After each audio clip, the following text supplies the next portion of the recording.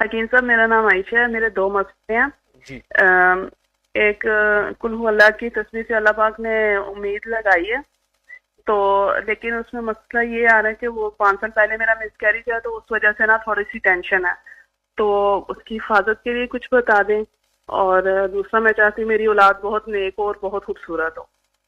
और एक मेरा मसला है, मेरी बहन की बेटी है, बहुत छोटी बच्ची है अभी, तो वो पहले मोटी बहुत है। पहले अपना जवाब सुन लें, ऐसा ना हो कि बहन का जवाब जी। आपको दे दूं और आपका बहन को दे दूं। एक चीज सवाल सुन अच्छा। लीजिए।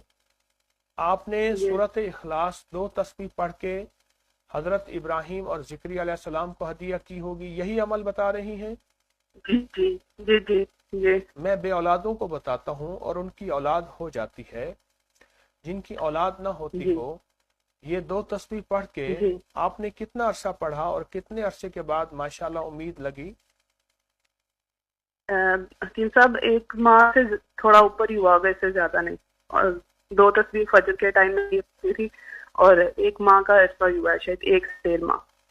ठीक। नहीं, मैंने कहा कितने अरसे के बाद उम्मीद लगी है, कितने सालों के बाद? हकीम साहब, 5 साल पहले एक मिसकैरी था, अब 5 साल बाद दोबारा। ठीक। अब एक तो ये वजीफा पढ़ना ना छोड़े, कहीं गलती ना कीजिएगा कि जी अब जी तो उम्मीद लग गई है, अब इस वजीफे की जरूरत नहीं है, ऐसा ना कीजिएगा। ये वजीफा आप पढ़ना जी ना जी छोड़िएगा। एक तो दरखास्त ये है, और जी आखिरी वक्त तक, आखिरी दिन तक।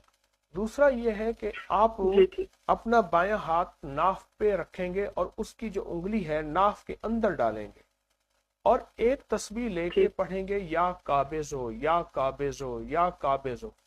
उससे ये होगा कि जी जी इंशाल्लाह मिसकैरेज नहीं होगा।